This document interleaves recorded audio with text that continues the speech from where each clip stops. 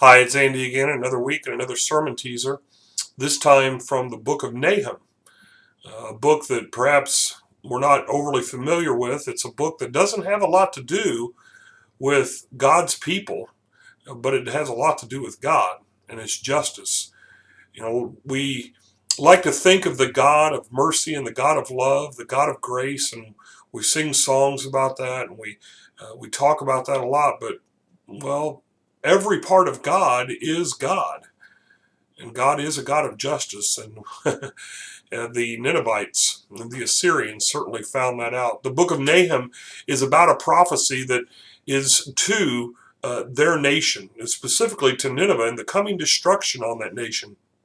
When we think of Nineveh, we often think of the prophet Jonah going, and we just talked about that a couple of weeks ago, how Jonah went and the message that God gave, the people repented, God relented, and the people were saved. And now, a number of years later, perhaps as many as 150 years later, Nahum prophesies about a coming destruction. See, the people of Nineveh had wasted an opportunity. God had given them a second chance, just like He does for most of us, sometimes third and fourth and fifth chances and many others. But when we waste opportunities, eventually, God's justice will, well, He carries out His justice. Nahum begins with a very harsh statement about a vengeful and angry and wrathful God. And that's what's about to happen to Nineveh because of these wasted opportunities.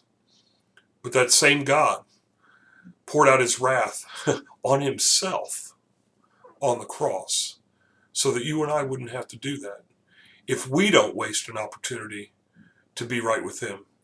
So as we talk about the Ninevites and their destruction, let it be a warning to us not to waste our opportunities throughout life, but especially that most important opportunity to embrace the God of the universe, to allow Him to show His mercy and His grace and His love towards us so that we don't have to face His wrath, as He has already paid that price for us.